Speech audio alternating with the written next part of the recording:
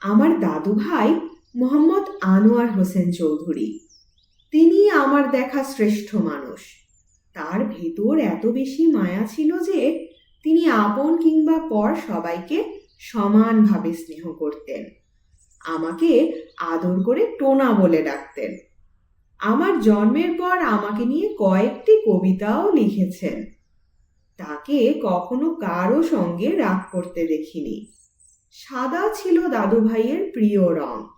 পায়জামা, পাঞ্জাবি আর টুপি ছিল তার প্রিয় পোশাক। ছাদের গাছগুলোর প্রতিও ছিল তার অগাধ ভালোবাসা। দিনের বেশিরভাগ সময় তিনি ছাদেই কাটাতেন। তিনি কারো ওপর নির্ভরশীল ছিলেন না। নিজের সব কাজ নিজেই করতেন। 2013 সালের 14 ডিসেম্বর দাদুভাই আমাদের সবাইকে ছেড়ে চলে গেলেন। দাদুভাইয়ের মৃত্যু এত বেশি কষ্ট দিয়েছে যে তা বলে বোঝানো সম্ভব হবে না। 14 ডিসেম্বর দাদুভাইয়ের মৃত্যুবার্ষিকী। ভীষণ মনে পড়ে দাদুভাইকে। এখনো মনে হয় বেঁচে আছেন দাদুভাই। এই বুঝি টোনা বলে ডাকবেন। শুনছিলেন সালিহা নাওয়ার রচিত ছোট্ট একটি গল্প, মনে পড়ে দাদুভাইকে। পাঠে ছিলাম আমি তাফান্নুম তানজিম শিফা।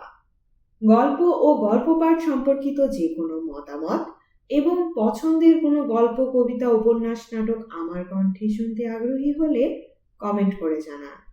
গল্পটি ভালো লাগলে বন্ধুদের সাথে শেয়ার করুন। ভিউ, লাইক, সাবস্ক্রাইব আমাদের পরবর্তী কন্টেন্ট তৈরিতে অনুপ্রেরণা যোগায়। এছাড়া আমার কণ্ঠে ভয়েস ওভার করাতে চাইলে ডেসক্রিপশনে প্রকাশিত মাধ্যমগুলো ব্যবহার করতে পারেন। আমাদের আজকের আয়োজন এখানেই সমাপ্ত হোক। সবাই সুস্থ থাকুন, শুনতে থাকুন গল্পযোগ।